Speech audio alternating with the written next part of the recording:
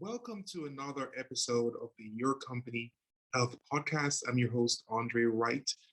So today we have a discussion with Dr. Kerith Powell.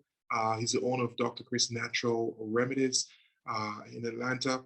And we spoke about a wide variety of different things in terms of his techniques and his philosophy about chiropractic here, and also his nonprofit and how he's giving back to the community. So take a listen and hope you enjoy.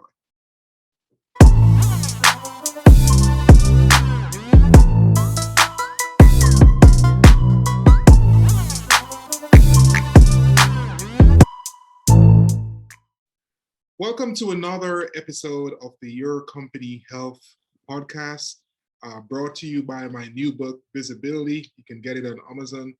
And today we have our special guest. He has been on the podcast before, Mr. Dr. Kerith Powell. And we're just excited to have Dr. Powell today and to share his knowledge in the chiropractic space. So to get things going, Doctor, tell us what has been going on in your life, and give us a little background about you and chiropractic here. Okay, thank you. Good morning or good afternoon, whatever time you are viewing this. Andre, I want to thank you for inviting me again to your show. The last time I was with you, we spoke about a lot of things, COVID and Haiti. And as far as what's going on now, I'd like to just let everyone know that the birthing center in Haiti is up and running. We received several donations that allowed us to provide them with solar power. And we have 63 live births as of yesterday. And we hired a third midwife. So things are moving along just nicely there. Wow, that's a great development, and that's a very good thing that you're doing, Doctor. Is really, it's good to give back and to see, the positive impacts of what you're doing. So that's fantastic.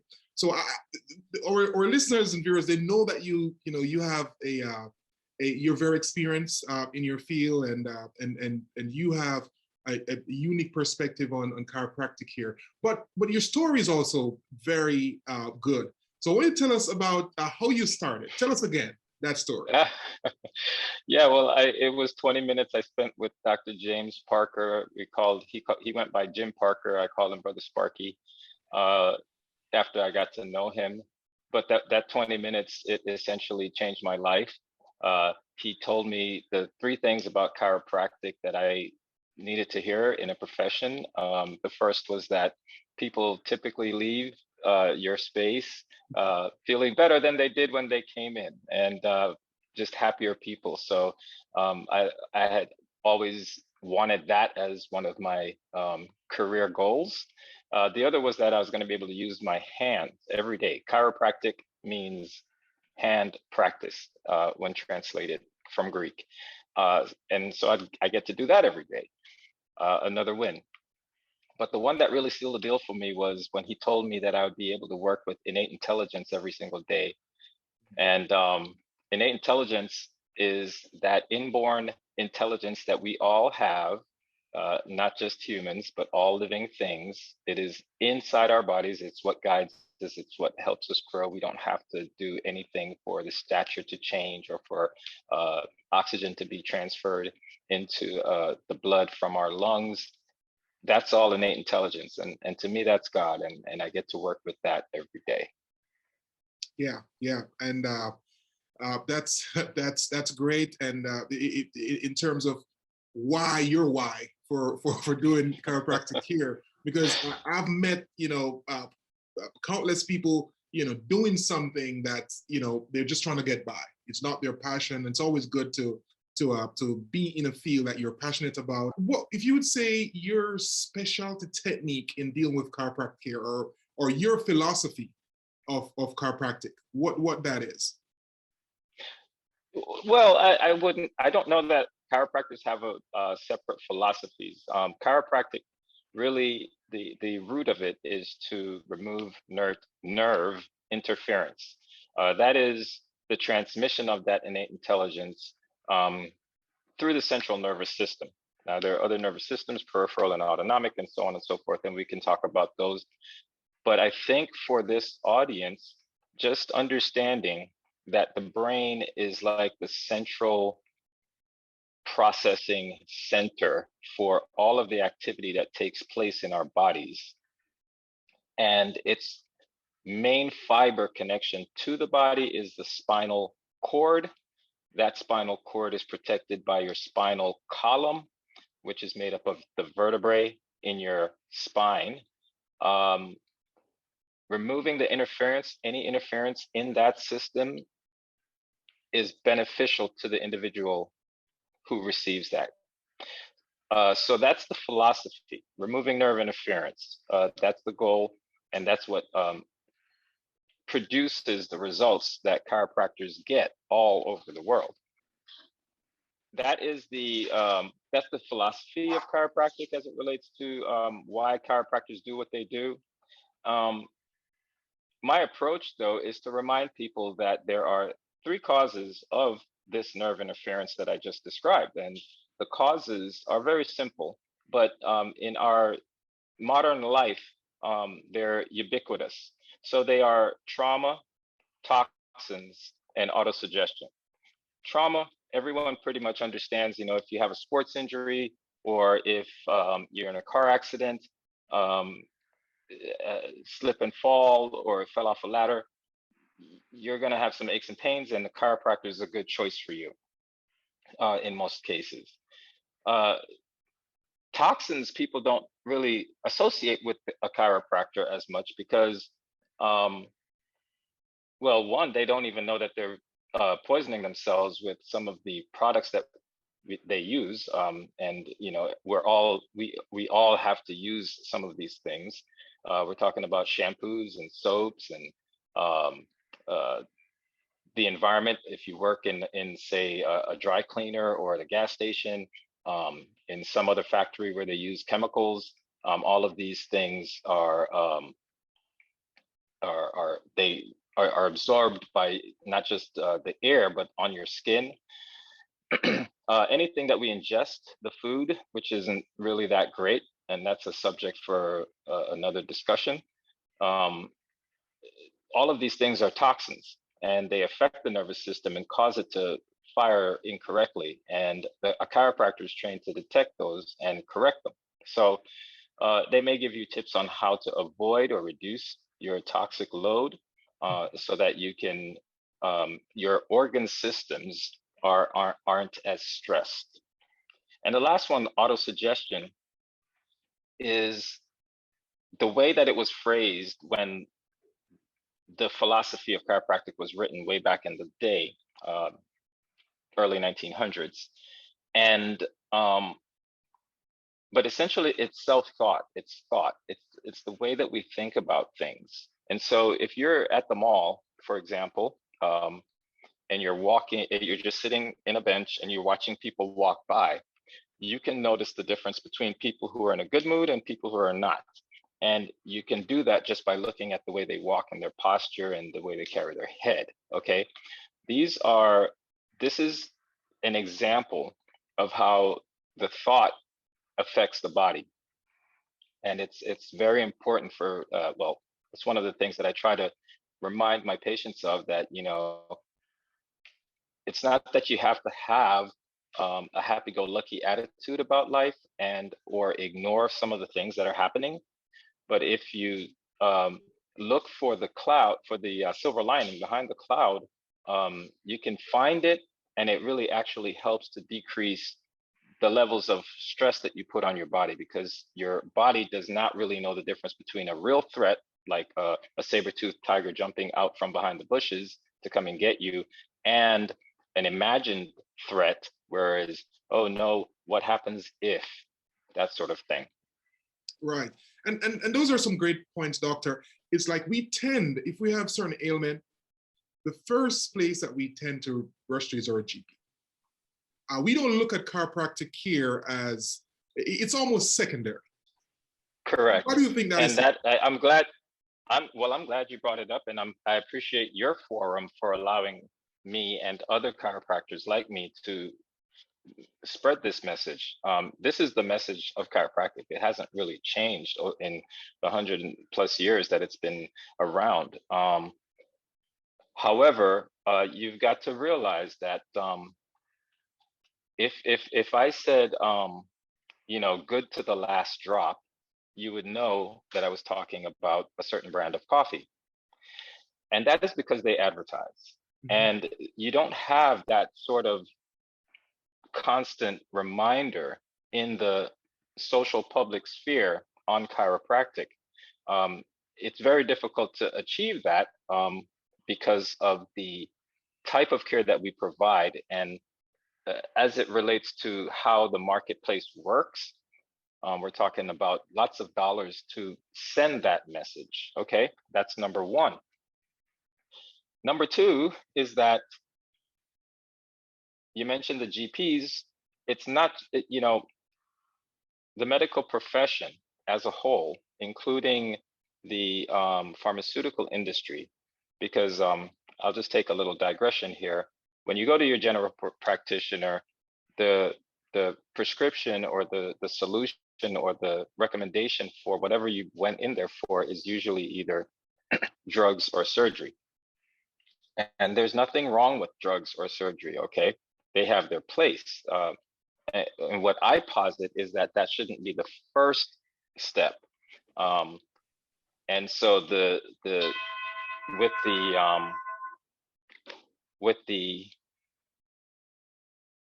easy availability of people's information towards the drugs, towards the procedures that are available, and we have some miracles taking place, they go to the one that they know that can provide those. Now, with chiropractic, it really should be primary. My sign in the office reads chiropractic first, because it is a very conservative method of care.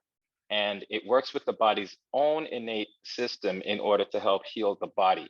Now, there are times when there is too much tissue damage, a person waits too long, or chiropractic is not going to set a broken bone. There are things that chiropractic cannot do, but for the most part, it should be the first line of defense. And your chiropractor is actually trained to help you know when you need to see somebody else. So in essence, then, chiropractic care, we could say it's proactive care. And we can segue into or talk more about that.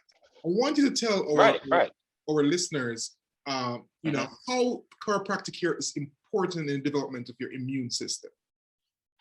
We talked about the central nervous system and how it is responsible or is involved in all of the other systems, and that includes your immune system. The immune system is very robust. It mainly resides in your gut, so you really ought to be careful about what you ingest and how you treat your system.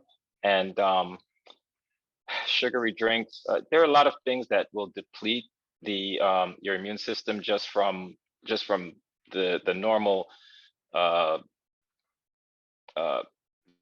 American diet. Let's just say that. But also, like if someone takes antibiotics, or if someone has loses a lot of fluid, they need to replenish all of that in order to help maintain the health of their gut, keep their immune system high, and there's some specific things that individuals can and should do in that area. But removing the nerve interference by itself, without having done any of those other things, assists the body in communicating well, identifying foreign agents, and responding to them in an efficient manner. Fantastic. And if someone is listening, and you would say, how often do I know it's unique to each person, but how often should you see your chiropractor? Now that depends on the individual completely. Each chiropractor it also depends on the technique that chiropractor chooses to use or whatever they employ. And so some of my patients are every 6 weeks, some are every 8 weeks, several are every 4 weeks, and then I have a few that are every 2 weeks. But that is completely each individual gets their own care plan, and there's not a cookie cutter approach to how chiropractic will an individual will respond to chiropractic care. Just think about it. I mean, a young a teenager or 21-year-old is going to have a lot more resilience than somebody in their 50s. Okay, it just is a matter of all of the forces that we have to deal with over time, such as gravity, inertia, entropy, and all of that. So and how they use their body. Does that person play a professional sport, or are they just sitting on the couch? So, a lot of factors go into how often an individual needs to see their chiropractor, but the chiropractor will be able to, inform them on the care plan that's right for them. That's great.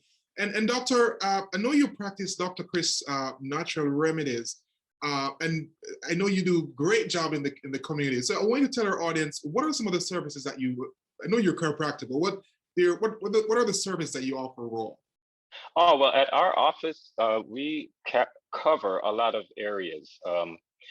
Dr. Chris's Natural Remedies is named after Dr. Chris Green, who is a celebrity in some circles because of his radio show that he did many years ago, and brought all of his nutritional knowledge to a lot of people, and he continues to use that knowledge today to help people with a variety of illnesses and health concerns. So we offer that there, which is something that not all chiropractors do, and some chiropractors may think it's that is not chiropractic, and that actually really isn't, because it's not removing nerve interference necessarily. But we do, in this day and age, our nutritional, the state of the nutrition in the country is very poor. It's very difficult to get healthy foods. And if you're a person that understands that and knows that, and you look for healthy foods, you know that they are few and far between, and you typically pay a premium for it. So, but unfortunately, a lot of people have been living like that for so long that they have weaknesses that need to be supplemented through more concentrated, specific either herbs, vitamins, homeopathic remedies, glandulars, protomorphogens, all of these things we use. So yes, we're unique in that way. Now, there are 4 chiropractors in the office, and we each carry something different. And recently, we just gained a new doctor who is versed in therapeutic activities. He was studied physical therapy type activities as his undergraduate, and has brought all of that into chiropractic. So he's very versed in the frame of the human body, and he's helping young athletes to grow and develop and perform at a higher level. And he's also helping our elderly who have either suffered an accident, injury, or post-surgery recover from that and reduce their risk of another injury. So our goal is to be able to serve the community and provide affordable, quality healthcare in a comfortable and loving environment. That's great. That's great. So, doctor, I typically ask this of my guests. I want you to walk us through your process. Say I come in as a first-time patient. What's your process? Yeah, I mean, it's the same as most offices. You sign some intake paperwork and so on. You get to meet the doctor. You get an examination completed. The recommendations are made, and then the treatment plan is given. All of that is reported to the patient at some point during the time. A person may call, and because of the all of the things that we just discussed, and because of the fact that we have so many doctors, if they don't know what they want, our staff is trained to help them find out who they need to see in order to get started. And once they start seeing someone, that person may determine that they need to see someone else in the office, and make a referral that way. Or it might be someone outside the office and we make a referral that way. But that is the process, and that's how it should happen. And I think that's how it happens in most doctors' offices. There are really no surprises at my office, because everything is laid out pretty easily for everyone to understand. So in terms of, because I know I've spoken with chiropractors in the past, and they're like, when you come into my office, the first thing that you're gonna do, we're gonna do some X-rays.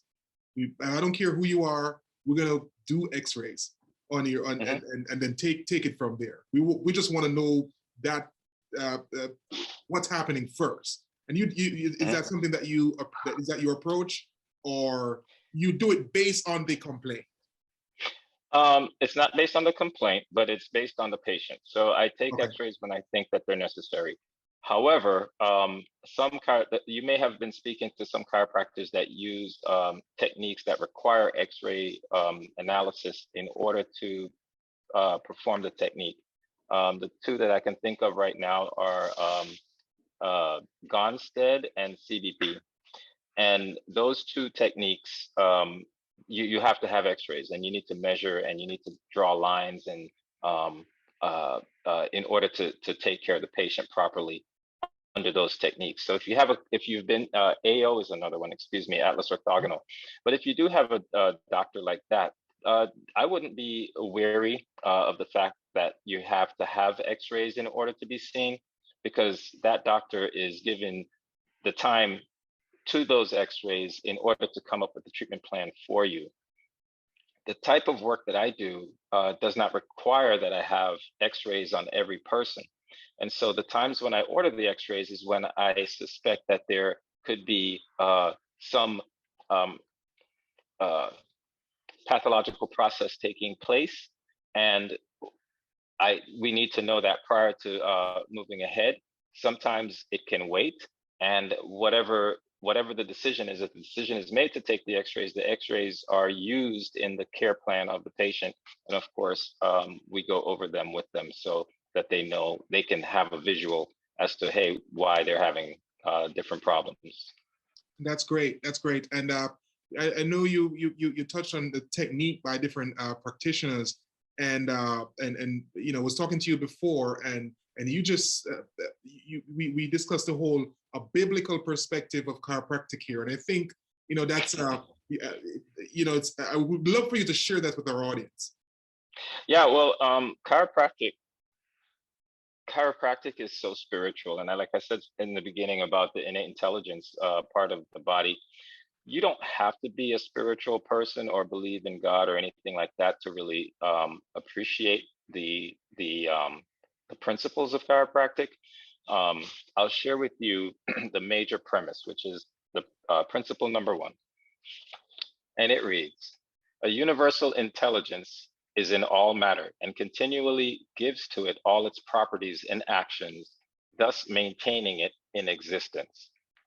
Now, what that translates to from a biblical perspective, or someone that could understand it in a different way, that sounds a little scientific and out there.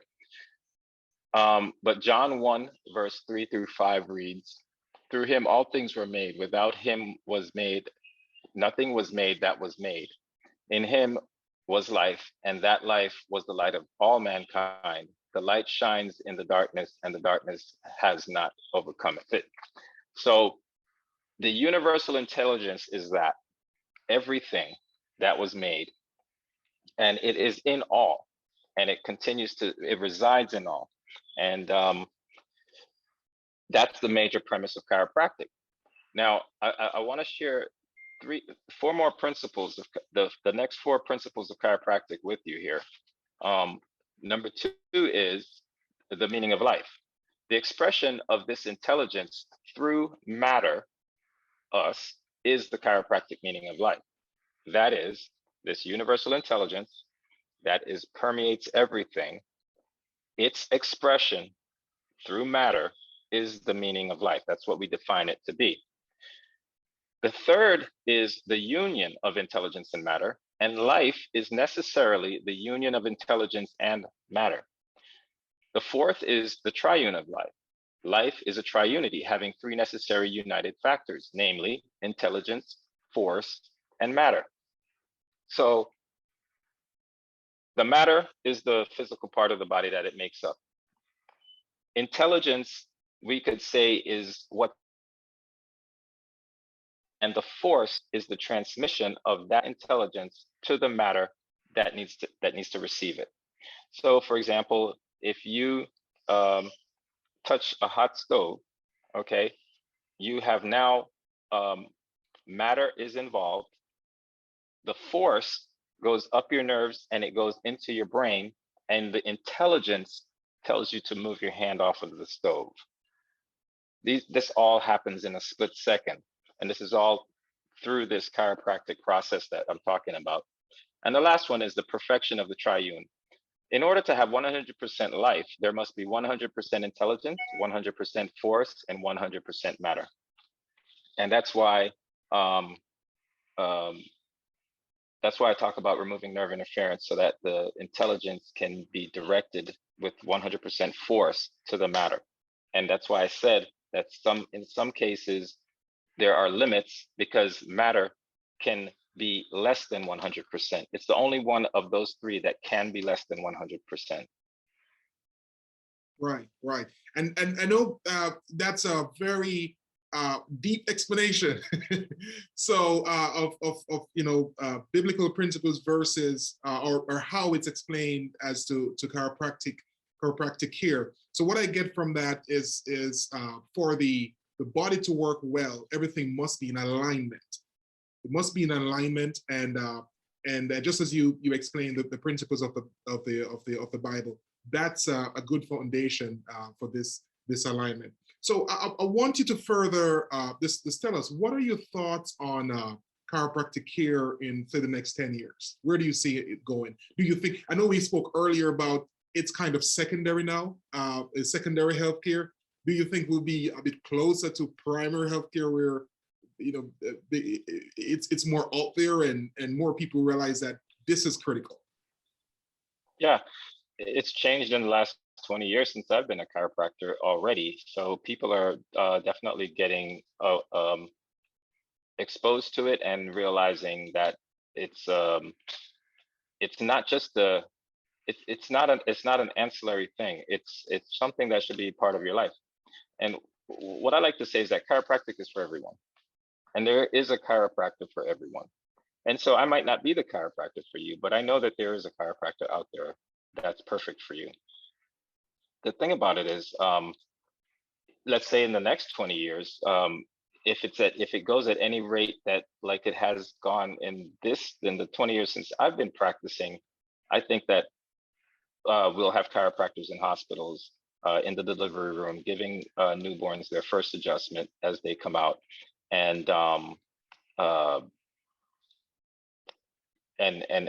course the mothers, while they're pregnant, they'll be getting adjusted, and chiropractors will be just about everywhere. And right now, I mean, we are in the VA. They kind of restrict the patients that we get, but it's just going to grow. We'll be more accessible to more people. Mm-hmm. I want to tell us what's the if you would say, give us one major misconception of chiropractic care, what would that be? Well, I haven't heard it in a long time, but they say that we're good for neck and back pain and headaches, and it's true. We are good for that, but that's not it's not all we do. And a part of the reason why people always said that was because our approach leads us to the spine, so that's the neck and the back, right? But it's only because the spinal cord is in the spine. Okay, if the spinal cord were somewhere else, that's where we would go, because the goal is yes, you want the spinal column aligned, but it's so that the spinal cord can be free of interference, right? All of that information going through it. That's the goal. So I don't know if it's a real misconception or not. Um, I have the best patients. All my patients are just wonderful, and they understand chiropractic. I take my time and share it with them. Many of them have taught me things because they've come to me as their second or third chiropractor. So, there's a lot of hope. I don't really know what the new misconceptions are. I do see that there are people on social media sites doing chiropractic, or I'm not sure. I don't follow them, so I don't know exactly what they're doing, but I get reports that they're out there doing these things and showing their skills on social media and things like that. And I may just be out of that generation to be able to appreciate it fully. But as long as they're spreading the word that chiropractic is good for you and it relieves nerve interference, and with less interference in your nervous system, your body's going to function better, then that's fine. So I have one. So chiropractic care is for adults and not kids. Yeah, well, I guess that is one. I haven't heard it recently, but because we have special child prices and we encourage all of our parents to bring their kids. I mean, one of the analogies that I use is that if you are a church goer, you don't just go by yourself, you bring your kids too.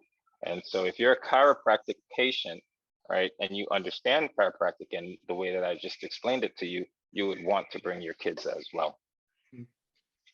And that's great. And doctor, I mean, we could go on for the whole day. I mean, I can't believe we're way advanced in the talk already. But I want you to talk more, because I know firsthand that you're doing a really good job with your nonprofit and what you're doing in Haiti, and I know you're expanding this to Jamaica. So I want you to talk to our audience about that. Well, yeah. Thanks for that opportunity as well. There's this poem that I learned while I was in chiropractic school. I'm going to share it with you now, and it goes, "It's not what you get, but what you give. It's not who you are, but how you live. Giving the world the love it needs, living a life of noble deeds. Strong for the right, the good, the true. These are the things worthwhile to you." And that's one of the things that goes through my head when I talk about, when people ask me about the work that I'm doing. I don't do it for me. And even now I'm just tearing up a little bit because, there's so much out there. And while one person can't do everything, a lot of people together can do a lot of things. And so we've partnered with other people that are like-minded, that want to do something because they can. And, there are people that need it. And we're not looking for anything, I mean, if you want to support, if you want to help, if you want to donate, if you could knit. We have people that knit blankets for the babies when they're born down at the birthing center in Wanamet, Haiti. We take them down. We have people that make swaddlers, so the mothers can carry their babies and have both their arms free. We have people that have donated supplies that are necessary, such as scissors and tape and bed sheets, all of these things. And all of those things add up to make what's happening down there a reality and a possibility for so many people that need it, because, that area of Haiti has the highest maternal mortality rate in the Western Hemisphere. And, while we're not going to, harp on that, we want to actually promote the people that are down there that are doing the work, because everyone that's working in the clinic is Haitian. They're all trained in Haiti. So we're providing some economic support to the area by hiring these people. And so, I'm just very happy and proud of the work that's being done over there. You mentioned Jamaica. That is a new project, like you said, for me. being of Jamaican, I was born in Jamaica and lived in 5 Caribbean islands and in 5 states in the United States. And I have a love for Jamaica. I have a love for all of these other places that I've been to as well.